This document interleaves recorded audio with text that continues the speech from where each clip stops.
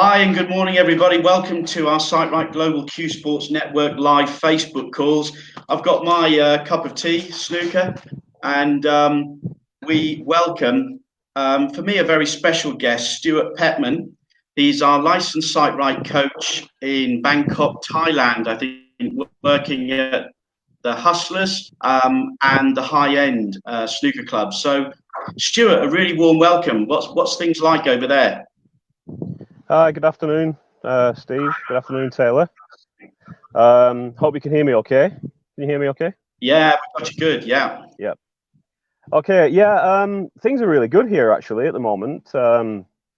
Regarding the virus, it's virtually wiped out already. It's probably for the last 2 weeks, we've only had maybe a handful of cases every day, new infections every day. Yeah. And they're pretty much people that are coming back from infected countries that they put straight into quarantine. Yeah. So yesterday we had no new infections, and today we only had one, and so things are looking really great here. We're slowly getting back to normal. Things are starting to reopen, and so things are really promising. But for myself personally, it's been 2 months of doing absolutely nothing. We've been locked down for 2 months. Yeah. And really bored out of my head, to be honest. Well, I've lost you at the minute visually, Stuart. Have you done anything to your phone? No, I didn't touch anything, mate. Oh. You want to? Technical problems. We had technical problems last week. I started calling our young interviewee by the wrong name. Well, the brain gets fried, doesn't it? It's a little bit like being at a snooker table. Is there something Taylor can suggest? Yeah, I'll wait for him. We'll see if he can reconnect us visually. But in the meantime, let's keep talking because we got good voice, so I can hear all that. So lockdown is pretty good over there, is it? Have you come out of lockdown? So are clubs open? Are people back to normal? No, things are moving in stages. I think I've been following the UK also. Yeah. The ropes starting to open things up gradually. Then we had our first step on May the 3rd. Yeah. When they started to open up restaurants that you could sit in, where before everything was completely closed. Yeah. The special guidelines regarding that, but that's fine because for me personally, it was a bit of a hassle. I don't like eating at home and washing my own dishes and stuff like that. So it was quite a privilege. It was good to eat in a restaurant. I think on the 17th, they're doing it in 2 weeks. Every 2 weeks, they're starting to open up various other businesses and whatever. And in another 2 weeks, and pretty much everything's going to open again, apart from nightlife and entertainment venues and whatever, which is all in the high risk category. So that rules me out for probably another month after that. With my professions. So the clubs are the clubs open then? Just to clarify. No, there's no snooker clubs open, no pool halls open, no bars, no live music joints. There's nothing open at all because basically when this whole pandemic started, the problem was that I work right in the center of the tourist area, and we had quite a few clusters of cases around literally in the square mile that I work. So the government were quick to just close everything down immediately, to stop the spread. And what they did was absolutely fantastic. You got to take my hat off to them because they've controlled it so well. They've done everything right, which probably the UK government were too late to do, and that's why the UK is in the position it's in now. Yeah, so I mean it's really good. Yeah. Yeah, the WPBSA, I think they're lobbying Parliament in terms of the way that snooker is dealt with, and to try and get our clubs back open. But it's a tough time. It's a tough time for the clubs, the amateur players, and then of course the professionals, because as you know, some of them are resident pros. Some of them play in their own setup, or in a special sort of formal academy like the Grove and places like that. So it's complicated over here. It's complicated. Yeah, I can imagine, but it's all classed as social. Can you socially distance from someone when you're playing snooker? You're handling balls and cues and whatever, and it can spread. it's difficult. It's a difficult sport to reopen, I think, especially also with football and the other contact sports. It's really difficult to reopen, but I hope it comes back soon because I feel sorry for all the players that, especially the lower ranked players, they're out of work, they haven't got any money, they don't know when the next paycheck's coming in. I know it's tough, isn't it? I feel really, really, really sorry for them, and it's tough times we're living in, but it'll get back to normal, I'm sure. Well, I keep in touch, obviously, with my guys. We've got quite a few now in Team SightRight, and it's you really feel for them. I'm missing them, as a team, and seeing them because it was just a great time seeing every player every time. So I'm missing them, but I tell you what, let's talk about you. Come on, all right, because I can go back a few years. When did you first turn pro? I turned pro the same time as the famous class of '92. I turned pro the same time as Mark Williams and John Higgins and Ronnie and Steve Lee and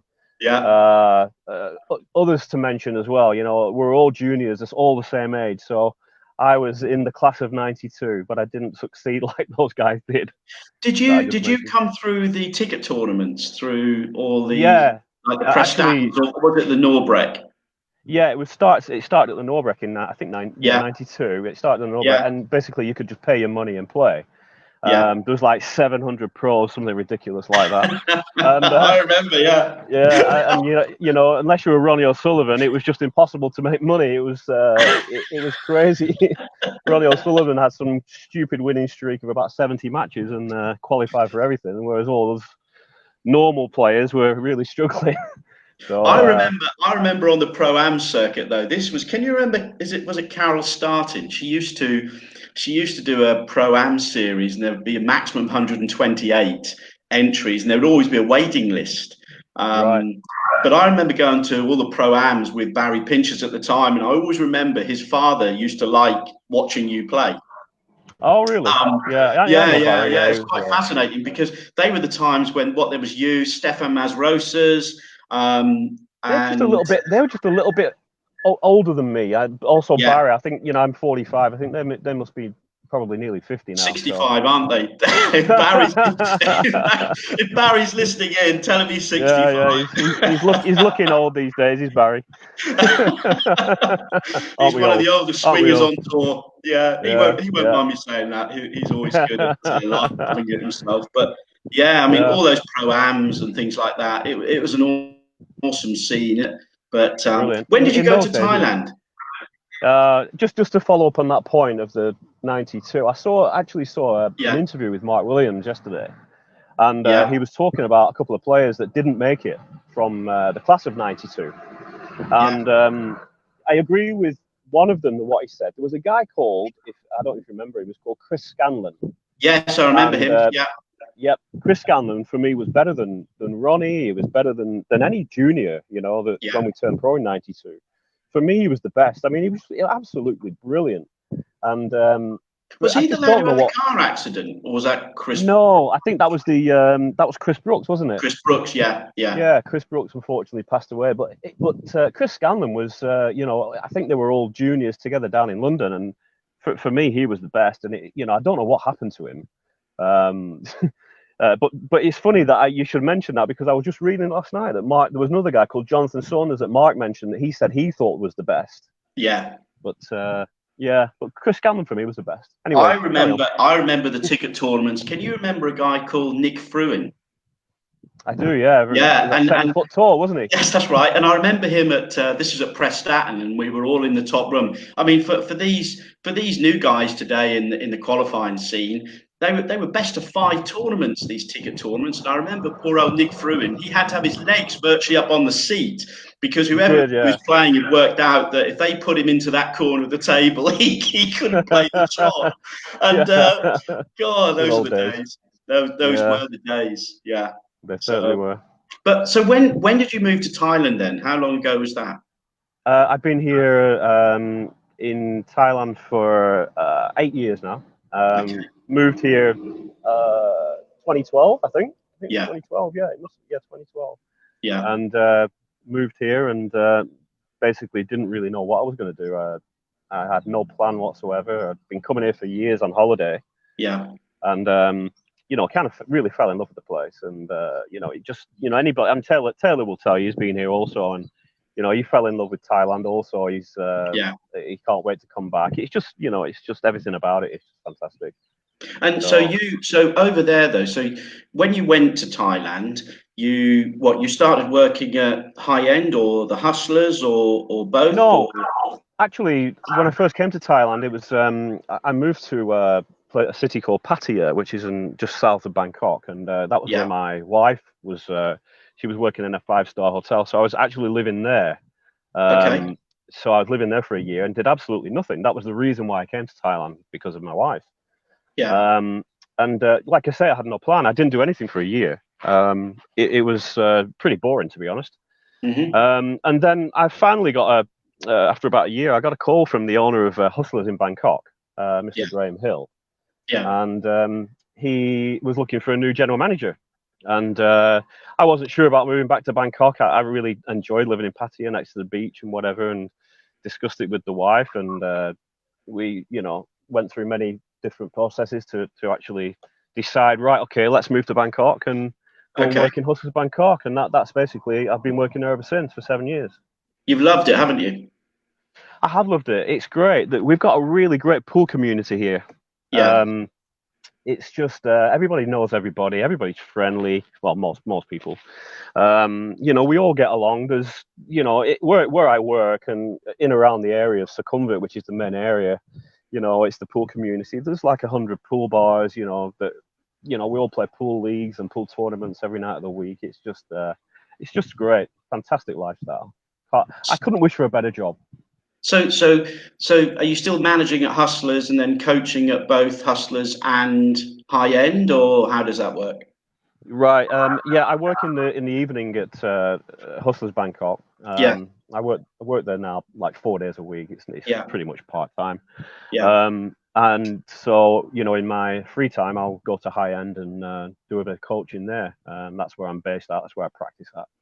We'll come on to the coaching in a minute, but I'm going to show you, because for anybody watching, we still can't see you at the minute, all right? But I think people can see what I've got here, and I'm going to show a picture of something which I want you to talk to us about. All right, we put it up on social media, but for those, all right. Oh, right. I was expecting a picture of the curtains. No. Well, you mentioned that, not me. We might come to that, because that's Mark Williams' nickname, isn't it? I know he's put you up to that. But that's a tournament you've won recently, isn't it? And not being funny, I mean, former world number 35 on the pro scene. I mean, that's huge. And you know, back then standard was awesome. And you know, to be ranked number 35 in the world, you can't do that without playing great stuff. I remember some pros they couldn't make it into the top 32. You know, that shows it was tough. Different standards, different tables, different conditions. It was tough. What was your best? What was your best sort of victory that you really remember from your pro days? You know, as a pro, I really underachieved through my own fault, and you know, I wasn't really the most dedicated player that you've ever seen, and you know, that's, like I say, it's my fault. But you know, the best run that I ever had was semi-final in China 1 year. I think it was 2007 or 8. I can't remember. Yeah. And you know, the players that I beat on the way to the semis were really, you know, top players, and so I would probably not say any kind of one particular victory, but that run for me was probably one of the only times that I actually felt like I could win a ranking tournament, you know, from the start. Yeah. I went to China feeling great. I just, you know, in practice I was brilliant and whatever. And I went to China actually thinking I could win it for one of the first times in my life, you know. What an awesome feeling. Yeah. It's an awesome feeling. And I just came across Peter Ebdon in the semis, and you know, he played absolutely fantastic that week, and he went on to beat John Higgins in the final. And so for me, probably that run, that tournament was my highlight. Even though I played at the Crucible 3 times and whatever, that is probably my highlight. Yeah, that's good. And so when you turned up, well, when you first applied, and then when you turned up to become to join one of our courses to become a licensed SightRight coach, I thought, wow, I honestly did, because when we look at former top professionals looking to become part of our coaching team, I was really, I felt honoured, and one, it was great to see you to cover some old memories and stuff like that, but also for you to be able to take SightRight back to Thailand and to be one of our advocates and one of our licensed coaches over there made me feel very proud. So what sort of things have you done with it over there? Well, I'll tell you what we'll do. Am I correct in saying that that trophy I just saw is you winning using SightRight methods? Is that correct? Yeah, it is. I came over in 2018, I think it was, to see you. And yeah, just going on about that tournament, just a quick story. They run a series of ranking tournaments here in Thailand. Yeah. Just for Thai nationals, but they've adopted me, if you will, because I've lived here for so long. So they allow me to play. So they run a series of six ranking tournaments every year, and the prize money is really, really good. It's like $1 million baht money guaranteed every tournament, which is about 25 grand English every tournament. Yeah, so and the winner gets 5 grand, and it's paid down to like last 96. I mean, it's great prize money structure for the Thais, Yeah. And they run a really professional show. Everything is run, just like it is in England. They really do a great job. You basically have to qualify in Bangkok for each individual of 6 tournaments. You have to qualify for the final stages. And then once you do qualify down to the last 16, you get to go to a various city to play the final stages. And in this case, it was a city called Kanchanaburi, which is famous for the bridge over the River Kwai. Really? Say that again. Kanchanaburi. Right. I'm not even going to try and repeat it. Yeah, it's like I say, it's very popular tourist destination because it's where the bridge of the River Kwai is. Yeah. So that was in February, and basically, I won that tournament with which came as a surprise to me because I'd done absolutely zero practice before, and managed to beat some former pros on the way. There was Pasakon. So he was a pro quite a few years ago in England. I remember him, good player. Yeah. Chris Anut was a former pro. He's like the #1 here now. And I beat James Watana in the final, and in the semi-final. Wow, so, the legend. Thailand. He's the idol. He is the idol here, and so it was a really good victory for me because I hadn't won a tournament. Well, I'd won one of these before, but that was a long time ago when I was actually a pro. But they actually invited me to come and play. So it was great. It was a great feeling. It was live on TV, and you get all the buzz back again and the feelings of playing as a pro again. And I loved it. Absolutely loved it. That's awesome, isn't it? I mean, that's just look at the picture again. I mean, it's just it's incredible, isn't it? Winning experience. Yeah. It's like a drug. You can't beat it. You can't beat the feeling of that. Yeah. I just wish I'd done it as a pro. That I just regret that. I know we can talk about regrets and things like that. But we are where we are now, and you're doing great stuff over there in Thailand, and you're coaching some terrific people. Sometimes our world develops into things that we didn't expect, and you're still young compared to me. So there's a whole future ahead of you for Thailand. I really want to get into coaching on a full-time basis when I'm older, a little bit older. Yeah. When I'm not really playing so much, and when I'm probably not working, in Hustlers anymore. I really want to get into coaching full-time then. At the moment, it's just a part-time thing, really. So you're doing it sort of part-time, but as we know there's obviously things we can talk about for Thailand and the way that you're doing things over there, and I think there's great opportunity. But you're also, one of the successes I know, and it's in the ladies' game that you've really shown to the world is little Nutcharut, haven't you? You've been coaching her for some time. Yeah, what a success story for her and for me in a way. Yeah. I was called by the owner of High End to meet with him, and basically that was 3 years ago maybe. She was only 16 or 17 at the time, and I'd not really heard of her at all. Yeah. And basically he asked me to coach her, and I said to the owner of High End, I said, look, I said, I'm not a coach, I never have been, and I really don't know what to do, you know. Yeah. Basically he said, I don't really care. He said you're a former pro with a lot of experience, and you know, all your knowledge and everything, I just want you to give your knowledge and experience to her, you know, and see how it goes. So I did, and you know, I came across Mink. Her name's Mink, the Thai nickname. Yeah. She's well known for, and I came across Mink as a 16, 17-year-old, really shy, couldn't speak English. You know, we used to have a translator that used to help us, you know, with the lessons, and as she developed, you know, in over the months, her English, we decided that we were going to teach her English as well, because she's going to need that if she's going to be successful. Cool. Yeah. You know, over in Europe and whatever. Yeah. So after speaking virtually zero English, a shy, timid little girl, she's now become 3 years later, really mature young lady that speaks really good English now. So I've lost you. Yeah. Hello. You're back. Yeah. Am I back? Yeah, I've got you. Yep. So yeah, she's become a mature young lady who technically is fantastic, and you know, so when I started with her, I didn't really know what I was doing, to be honest. As a coach, I'm just a player. So you know, I suggested to the boss her sponsor at the owner of High End, and I suggested that maybe it's a good idea that I come and see you. So it's your boss's fault, is it? It's your boss's fault. Yeah, he's the boss of High End. He's not my boss, but he's the boss of High End. Yeah. It's her sponsor. And I just suggested to him one day, maybe it might be a good idea to come and see you, and also do the World Snooker course while I was over there. Because it ran back to back. So it was good, ideally, for time. You know, I could just spend 10 days in England, do both courses, and then become a coach.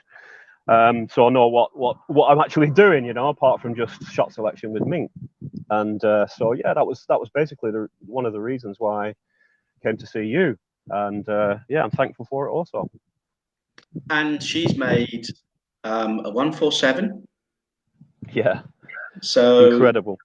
You know. I'll tell you, when we first started, she was struggling to clear the lineup. You know, that was her level. That was her standard at that time, and you know, her shot selection was just all over the place. And you know, as a young 16-year-old, you know, is. So we worked a lot on that. We worked a lot on break building, and then when I came to see you, did the SightRight course, I then taught Mink, you know, the SightRight methods, and she took to it very, very quickly. Well, she's young, isn't amazing. She? So, yeah. Yeah, I thought it would be difficult because she doesn't speak much English, and I thought it might be difficult to get it through to her through the translator. Yeah. But we managed to get it through to her. She adopted it really, really quickly, and she's got that, you know, benefit of being very center-eyed, you know. So everything was just so much easier trying to teach her this system, and you know, she's gone from strength to strength ever since. She'll be a world champion, won't she? I'm pretty sure she will. Yeah, she will. She's only 19. She's only 19. She's only 19 now. And last year, when she got to the final and got lost to Rhian Evans. So it's just a matter of time for Mink. You know, if Rhian Evans wasn't around, then she'd be multiple world champion, I think. You know, in the next few years. But isn't that encouraging though? Because ultimately, you know, sometimes it's about developing your game. Sometimes it's not about what we call the 6 months switch over. I remember Barry Pincher's turning from, you know, what we would see as a club player into the English amateur under 18, I think it was. Or under 16 winner within 6 months. And sometimes when you look at some people's games, they can accelerate so quickly. And if Mink is turning around and getting the right guidance at the right time, doing the right things as she clearly is now from you, then her progression is going to continue to be solid, sustained, as well as moving forward. And that is what will turn her into a world champion, because she's obviously talented, but talent is nothing if you're not doing the right things. So you must be quite proud of her. I'm very proud. I'm very proud of her. You know, she's actually won her first ladies ranking event also, which is a big deal. She won the Australian Open a few months ago, and I'm not exactly sure when it was. It was recently anyway. But I'm very, very proud of her. And when she made that 147, I'd actually done a session with her in that same day. Yeah. And she made the 147 at night time. And when I got the news that she'd made a 147, obviously I took full credit for that. She hit every ball, but you took full credit. I take full credit for that. Listen, if you enable people to do things, this is coach and Q Sports relationships. When we live in a weird sport. If you look at the likes of tennis and certainly Olympic sports, the coaching element of players' success is really perceived in such a different way. You and I both know, you're a player, I was a player. The player hits the ball. But if we help them do the right things at the right time, manage themselves in more ways than just technical stuff, you're the person in their corner, and it becomes very important. And I think, perhaps as world snooker, as Q Sports become more global, I think these things will be perceived as more important. And there was an article done by Radsi at the World Snooker Championship, excuse me, last year, and that's worth watching for people. I think the game is beginning to understand, the power of coaching in this sport, doing the right things to help people be mega successful. But ultimately, we all know the player hits the ball. The player has got to have the temperament. But I think you can help temperament if you create self-belief, and self-belief can come from the ability to execute brilliantly. And if you can then help them do that under pressure, then belief just goes through the roof. I've watched her. I met her. It was only briefly. I was having a coffee with Ronnie before the World Championship last year, and she came into the cafe, and she was so shy. And I took the photo of her with Ronnie for her, and it was great to meet her. But she was so shy, and you've got a wonderful talent there. And I'll be honest, Stuart, when you're working with talent like that, there's an accountability there, because you become accountable for her success not as much because she has to go and do it. She has to put the hours in, she has to do the work, but you're guiding her, you're making sure that she does the right things to be successful, as well as her sponsor. So don't underestimate what you're doing there. She's got a fantastic sponsor. Can you hear me? Yeah, I can. Yeah, we've lost your picture, but it doesn't matter. It's great. We've got great volume, so great voice. She's got a fantastic sponsor, the owner of High End. He does everything financially for her, and there's not a lot of money in the women's game, like we know, but he doesn't really care about that. He just wants her to succeed, and we've got a bit of a team behind us. The manager. His name's Gap, and we've got a bit of a team going on that she's got a couple of managers or minders that go with her in every tournament. I just wish I could go with her more often, but fortunately I have full time, well, not full time, but I have a job, so it's not really possible for me to go to traveling with her. But I mean, I can guide her as much as I possibly can, and another player that I've guided is Noppon Saengkham. Yes, who is he bows to me every time he sees me at a tournament.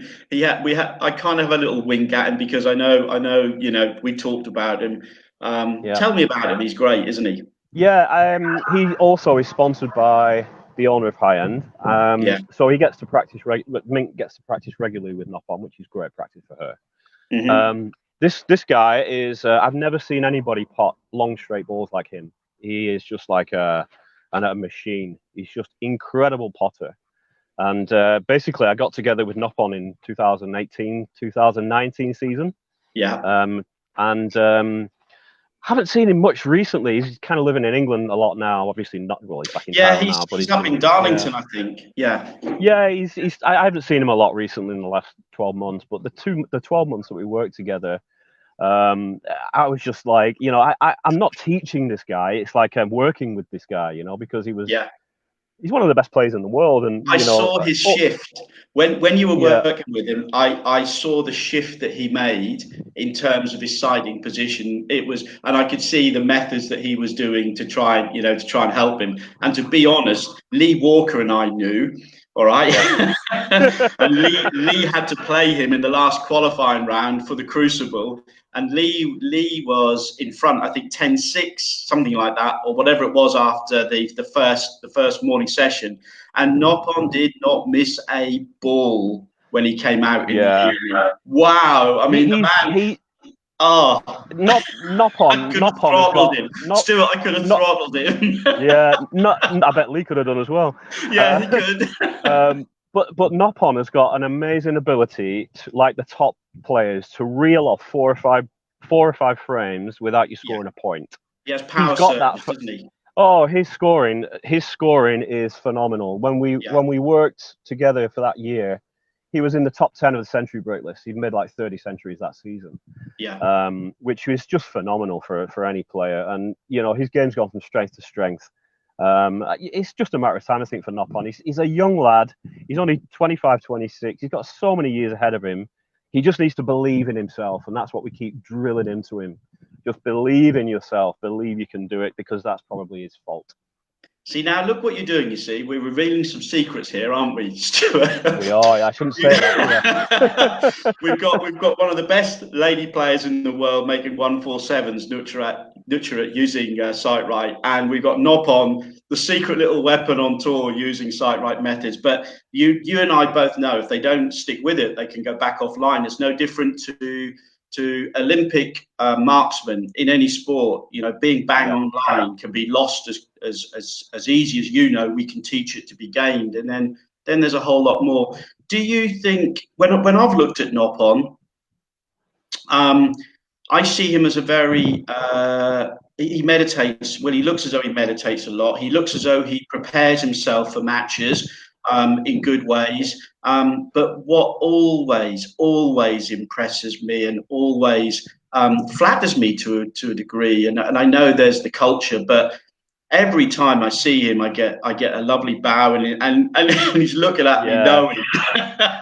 He's a great young lad. He's got a great personality. He's a little bit reserved, I would say, but he's very gentle and kind, and always smile and always bows. Always, in Thailand they call wai. It means that they put the two hands together up to the nose. That's right.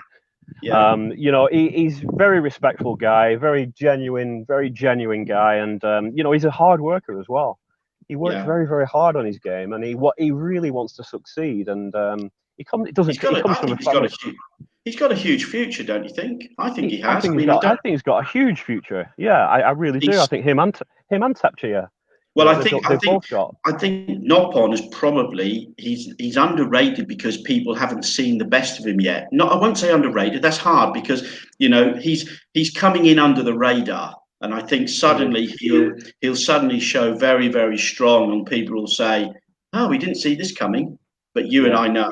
You know, he had I would say a mini setback. You know, it was actually involving Mark Williams as well. He was in the semi-final of the China Open a couple of years ago, and playing Mark. I don't know if you were there or not, but you were definitely helping Mark at that time. Yeah. And Mark was on his, you know, run of winning everything at the time, and Noppon came up against Mark in the semis, and it was a best of 11.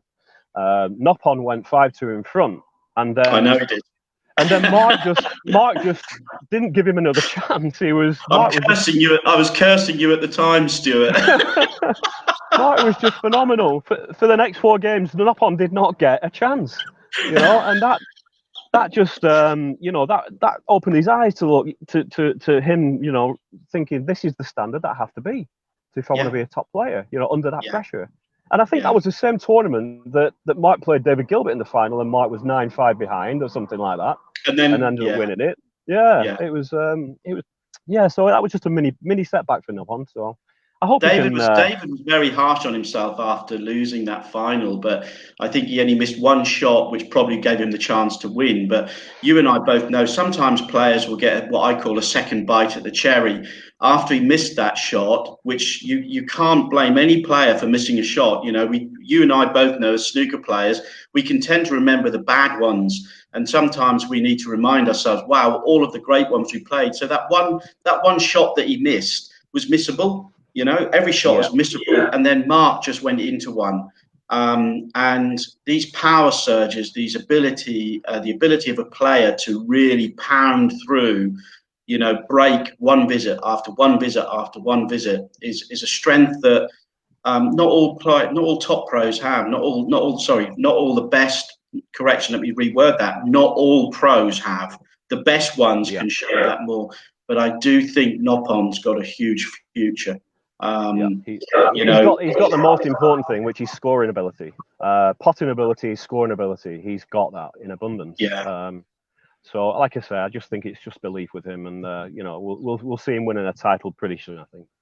As long as it's not against one on my side, all right. We can have a SightRight winner for you, but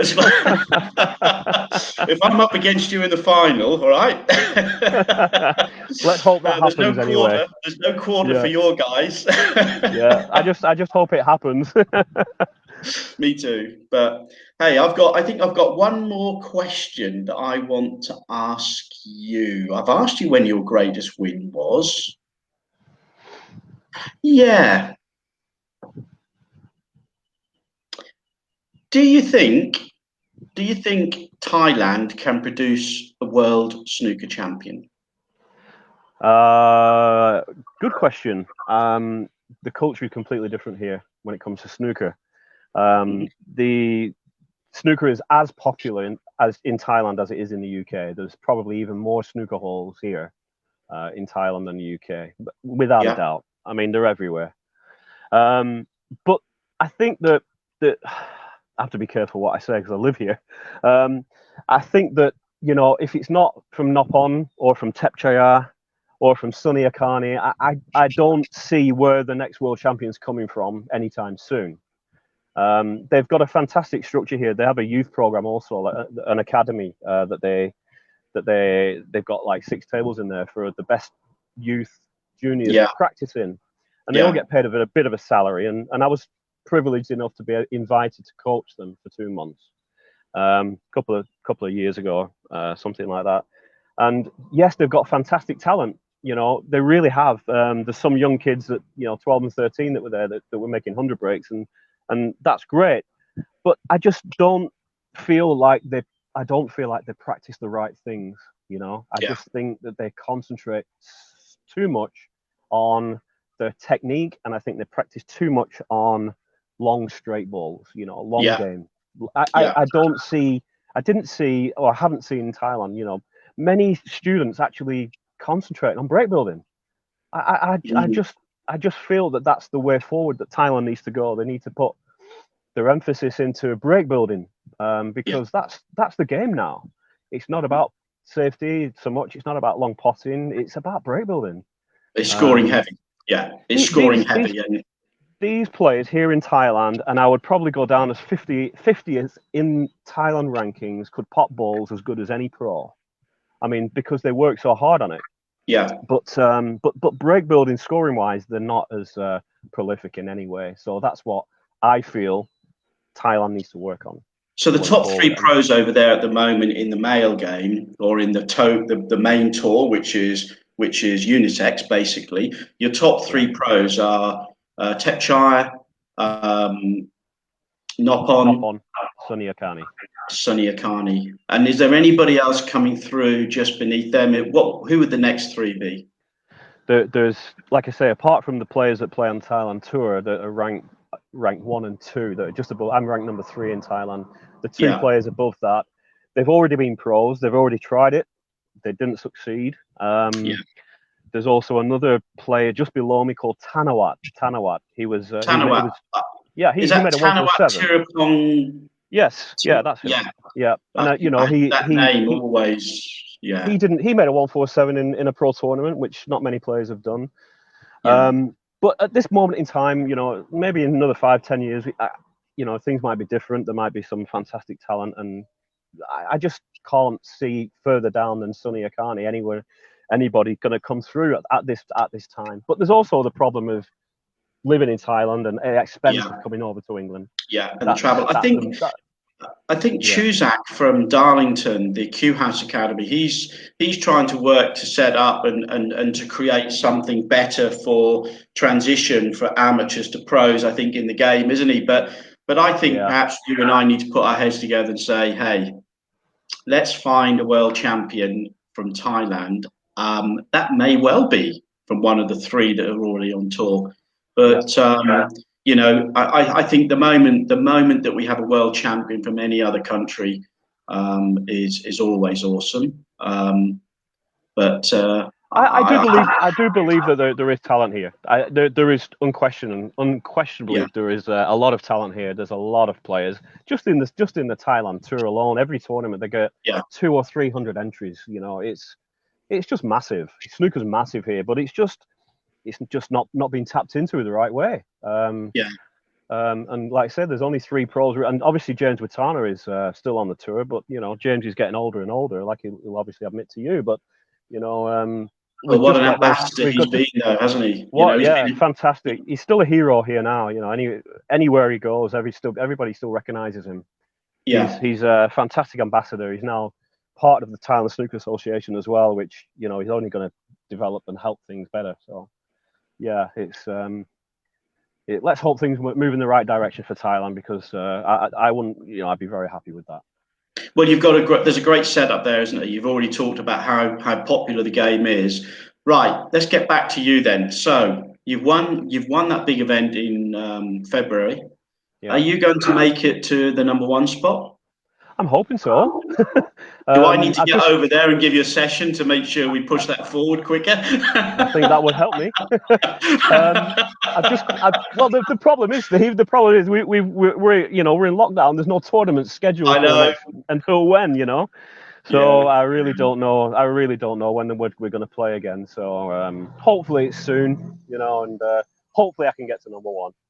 Well, we're going to have to get our planning heads on and work something out between us, because, I've never visited Thailand. I think, I mean, for some of the stuff that you know that we can do to expand the coaching, the SightRight coaching over there, you're a great ambassador for me over there. And look, we've just heard of some of the great things that you're doing already, not only with Nutcharut, but also with Noppon. I mean, when I see these things coming through, you know, it makes me proud, but also I feel so pleased for you, because you're the one that's helping these people and enabling these people to go and express themselves and show what great talent they are. And I think that, you know, is a credit to you. So thank you very much. Steve, just before we go, I want to ask you one question.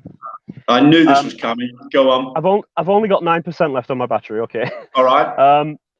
What was it like when you first started coaching Ronnie? How did you feel? Were you intimidated or excited? Or both? I'm never intimidated with any player. Never have been. In golf, I've worked with Colin Montgomery, Darren Clark, some of the big boys, Paul McGinley, Stevie Gallagher. And, you know, when I do my job is to help these people deliver what they want to go and deliver, and accuracy in their sport. So when I work with somebody, if it was Tiger Woods or Ronnie, I don't tend to be overawed.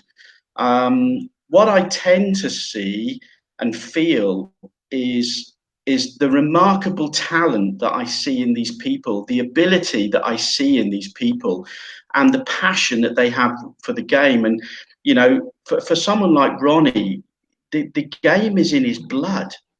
And to see how much he and how much he values every part of what he does in his game, and how important, and the laughs that we've had, as well as the real, you know, high-tech stuff that we've looked into, the long game for him, you know, the expressions we use, passenger seat, driving seat, triangle of error, you know, he gets to grips with this sort of stuff very, very quickly.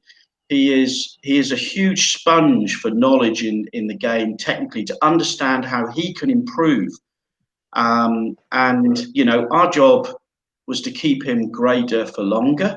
Now, if that meant another world title, we were just happy to turn around and try and keep him ahead of everybody else.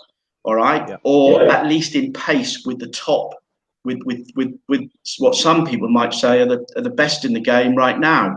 So, 5 titles with him, a 7th UK championship, 1,000 centuries, back to world number 1. Every bit of work that we did for me was fascinating. For me was incredible. To see him love it was more rewarding than I think I can ever say, because I think you and I have had a discussion. There have been times where I've doubted. I've had certain people say, SightRight is a gimmick. Yep. And to have the best players in the world, Ronnie, Stephen, Mark, Sean, you've seen the results. Results don't lie. But that man is, Ronnie is he is an amazing, amazing individual at the table. To see everything, and this is the privilege, as much as he's learning from me, the privilege to be able to see everything that he does, how he does it, up close, that cue action, the way he, some of these things will be covered in my home theory course and in our practical courses on the Global Cue Sports Network, but the way that man can move a cue ball around. I think Steve Davis said recently that one of the areas that he wished he could have improved or that weren't good was cue ball control, positional play. All right. Some of the stuff that Ronnie can do with that cue ball, both in process, you can throw away certain textbooks with Ronnie. All right. Yeah. Some of the stuff that he can do with that cue ball is like Seve moving the golf ball around. Nick Faldo was great at shaping the golf ball. This man is he is the cue ball. I had the privilege of playing Ronnie 3 times as a pro, and also practicing with him. Also, he came to my club in Preston, and so I know exactly what you're saying. When you get up close to him, he's got this just massive aura around him. It's just and the way that he times and cues the ball, and it's just phenomenal. It's something that I'll never forget. I think what people see on TV is, humans, we like to see things move. So we like to see the balls moving around and the whiz shots and what I call the helicopter spin. But Ronnie will know, I've had him pop balls with his eyes shut that people would never, ever believe could be potted. But that's the same with Mark. All right. And, the ability to be able to line up on a shot, and then from that approach to be able to get yourself into such technical perfection that you can close your eyes in a strike that, and we're not talking 2 or 3 feet fun, exhibition stuff here. We're talking long distance stuff. I'm sorry to cut you off, Steve. Yeah, you're running out of battery. 1% left on my battery. Right. What I want to say is then, before you go, Stuart, this is huge. I really thank you for your time. All right, it's a privilege to have you on here. Let me know when you're when you're number 1 in Thailand.